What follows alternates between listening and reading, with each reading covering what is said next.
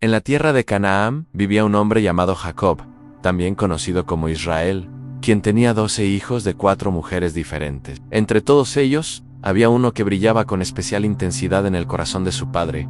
José era el hijo de Raquel, la esposa amada de Jacob, y había nacido cuando su padre ya era anciano. Por estas razones, Jacob amaba a José más que a todos sus otros hijos, y esta preferencia era evidente para todos en la familia. Para demostrar su afecto especial, Jacob mandó hacer para José una túnica de diversos colores, una prenda larga y elaborada que era símbolo de estatus y favor. No era la ropa de un trabajador común, sino el vestuario de alguien destinado a roles de liderazgo. Esta túnica hermosa se convirtió en el símbolo visible de la preferencia paterna, y cada vez que José la usaba, era un recordatorio constante para sus hermanos de que ellos ocupaban un segundo lugar en el corazón de su padre. Los hermanos de José lo odiaban por esta preferencia. Los celos y el resentimiento crecían como maleza venenosa en sus corazones. La situación empeoró cuando José, siendo aún joven de 17 años, informaba a su padre sobre las malas acciones de sus hermanos. Era probablemente honesto y sincero en sus reportes,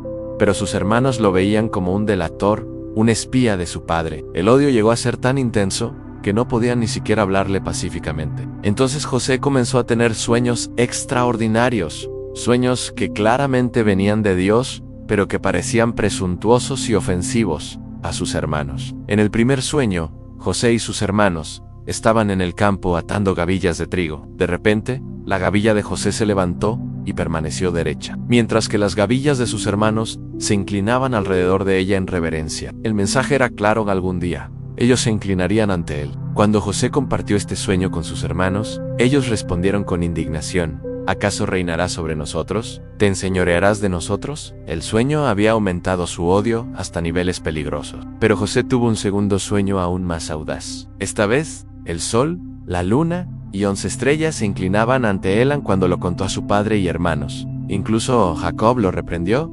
¿Qué sueño es este que soñaste? ¿Acaso vendremos yo, tu madre y tus hermanos a postrarnos en tierra ante ti? Sin embargo, Jacob guardó estas cosas en su corazón, meditando sobre su posible significado. Un día, los hermanos de José estaban lejos de casa, apacentando las ovejas de su padre, cerca de Sicom. Jacob envió a José para que visitara a sus hermanos y volviera con un reporte sobre su bienestar. José obedeció, vistiendo probablemente su túnica de colores, y viajó hasta encontrarlos finalmente en Dotán, cuando sus hermanos lo vieron venir desde lejos. Reconociendo esa túnica odiada, la oportunidad que habían esperado finalmente llegó. «Ahí viene el soñador», se dijeron con desprecio, y comenzaron a conspirar para matarlo. «Venid ahora, matémoslo y echémoslo en una cisterna, y diremos: alguna mala bestia lo devoró. Veremos entonces qué será de sus sueños». Era un plan nacido del odio acumulado durante años, alimentado por celos, resentimiento y el deseo de eliminar al favorito de su padre. Rubén, el hermano mayor, escuchó el plan y sintió horror. Intentó salvarlo sugiriendo una alternativa: no derraméis sangre. Echadlo en esta cisterna que está en el desierto, y no pongáis mano sobre él. Su intención era rescatar a José más tarde y devolverlo a su padre. Los hermanos estuvieron de acuerdo, quizás porque algunos también tenían dudas sobre cometer asesinato directamente. Cuando José llegó confiadamente donde sus hermanos, lo recibieron con violencia. Le arrancaron brutalmente su túnica de colores, ese símbolo odiado de favor paterno. Luego lo echaron en una cisterna vacía y seca. José debió gritar, suplicar, rogar por misericordia, pero sus hermanos endurecieron sus corazones. Se sentaron tranquilamente a comer mientras su hermano menor permanecía atrapado en la cisterna, probablemente llorando y clamando por ayuda. Mientras comían, vieron una caravana de ismaelitas que venía de Galaad, con sus camellos cargados de especias, bálsamo y mirra, camino a Egipto. Judá tuvo una idea que le pareció mejor que dejar morir a José. ¿Qué provecho hay en que matemos a nuestro hermano y encubramos su muerte? Vendámoslo a los ismaelitas, y no sea nuestra mano sobre él, porque es nuestro hermano, nuestra carne. Los hermanos estuvieron de acuerdo. Sacaron a José de la cisterna y lo vendieron por 20 piezas de plata a los mercaderes ismaelitas. José fue llevado encadenado hacia Egipto, mirando hacia atrás, mientras su tierra natal desaparecía en la distancia, sin saber si volvería a ver a su padre. Los hermanos tomaron la túnica de colores, la mancharon con sangre de un cabrito, y la llevaron a Jacob diciéndole: esto hemos hallado. ¿Reconoce ahora si es la túnica de tu hijo o no? Jacob reconoció inmediatamente la túnica, y cayó en una desesperación profunda. La túnica de mi hijo alguna mala bestia lo devoró. José ha sido despedazado, gritó con angustia, rasgó sus vestidos, se vistió de cilicio y guardó luto por su hijo durante muchos días. Sus hijos e hijas intentaron consolarlo, pero Jacob rechazaba todo consuelo, diciendo: enlutado descenderé hasta mi hijo al Seol. El dolor del padre era inconsolable, mientras los culpables de su sufrimiento estaban de pie ante él, guardando su terrible secreto. Mientras tanto, José llegaba a Egipto como esclavo. Los ismaelitas lo vendieron a Potifar, un oficial del faraón, capitán de la guardia. Era una caída dramática de hijo favorito, con túnica de colores a esclavo, en tierra extranjera. Todo lo que conocía había desaparecido, su familia, su hogar, su libertad, sus sueños de grandeza. Tenía todas las razones para amargarse, para rendirse, para cuestionar a Dios. Pero José hizo algo extraordinario. Mantuvo su fe y su integridad. Las Escrituras nos dicen algo crucial: Jehová estaba con José. Aunque las circunstancias eran terribles, Dios no lo había abandonado. José trabajó diligentemente en la casa de Potifar, y pronto su amo notó algo especial en este joven hebreo. Todo lo que José hacía prosperaba. Era responsable, confiable, trabajador y claramente bendecido por Dios. Potifar quedó tan impresionado que nombró a José mayordomo de su casa, poniéndolo a cargo de todo lo que poseía. Bajo la administración de José, la casa de Potifar floreció. Jehová bendijo la casa del egipcio a causa de José, y la bendición de Dios estaba sobre todo lo que tenía, tanto en casa como en el campo. Potifar confiaba tanto en José que no se preocupaba de nada excepto del pan que comía. Era una posición privilegiada para un esclavo, y parecía que finalmente las cosas mejoraban para José, pero entonces surgió una nueva prueba, quizás más difícil que la traición de sus hermanos. José era joven, bien parecido y apuesto. La esposa de Potifar puso sus ojos en él y comenzó a seducirlo descaradamente. «Duerme conmigo», le decía día tras día. José se encontraba en una posición extremadamente difícil. Rechazar a la esposa de su amo podría costarle todo. Ella tenía poder sobre él.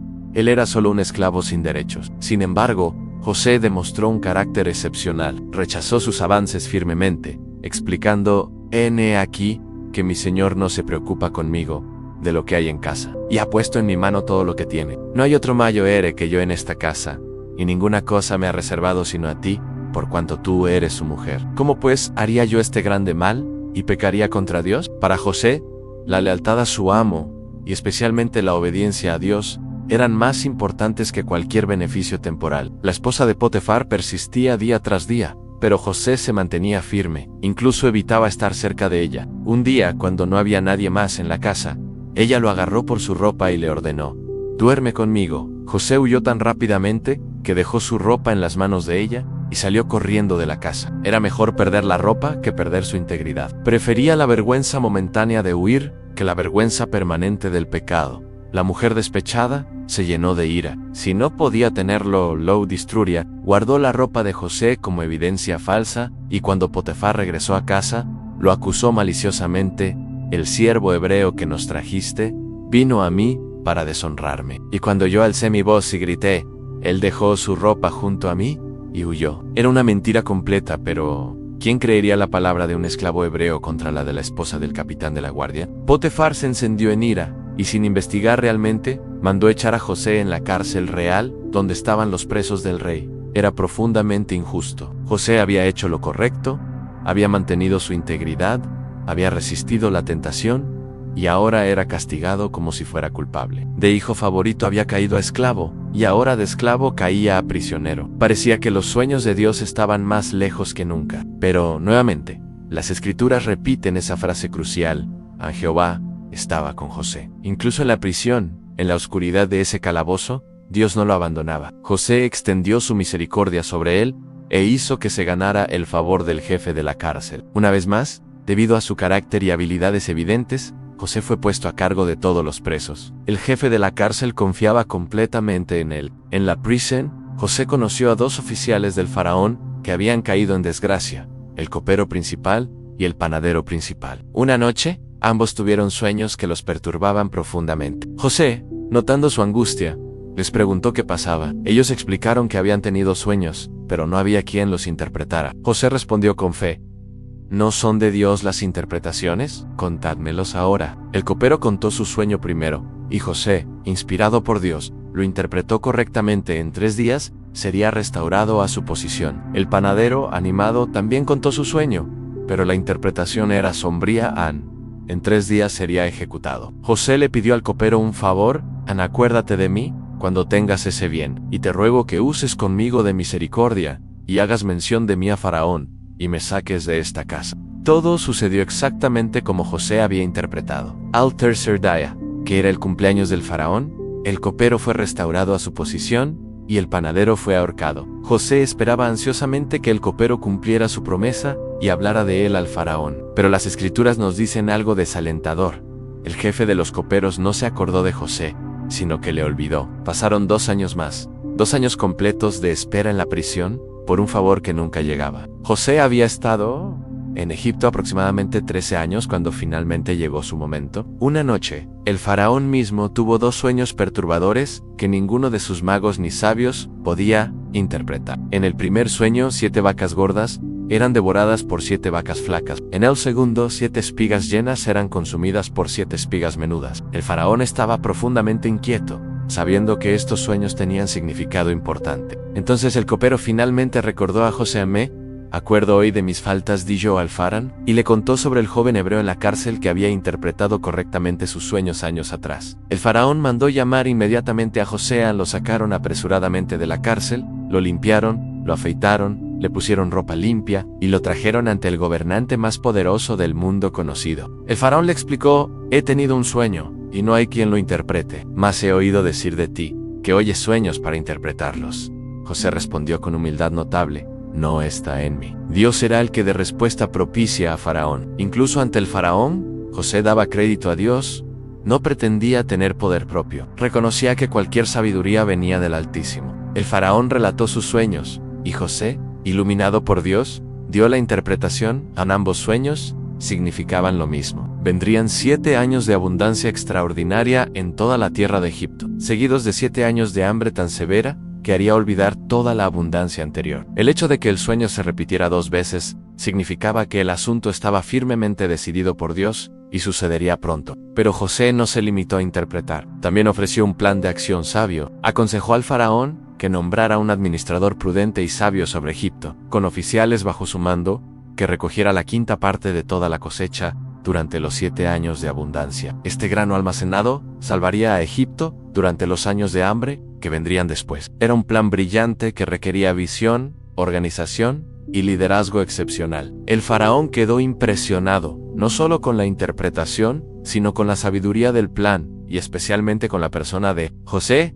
¿Acaso hallaremos a otro hombre como este, en quien esté el Espíritu de Dios?, preguntó a sus siervos. Luego se dirigió a José con palabras que cambiarían su vida para siempre: pues que Dios te ha hecho saber todo esto. No hay entendido ni sabio como tú. Tú estarás sobre mi casa, y por tu palabra se gobernará a todo mi pueblo. Solamente en el trono seré yo mayor que tú. En un solo día, José pasó de prisionero a primer ministro de Egipto, la nación más poderosa de la tierra. El faraón quitó su anillo de sellar y lo puso en la mano de José. Lo vistió con ropas de lino fino, puso un collar de oro en su cuello y lo hizo subir en su segundo carro. Proclamaban delante de él: «¡Doblad la rodilla!». José tenía 30 años cuando comenzó a servir al faraón. 13 años después de ser vendido como esclavo, finalmente llegaba el cumplimiento de aquellos sueños de juventud. José administró brillantemente durante los 7 años de abundancia, almacenando grano en cantidades tan vastas que dejaron de contarlo. Cuando llegaron los años de hambre, no solo Egipto tenía provisión, sino que José abrió los almacenes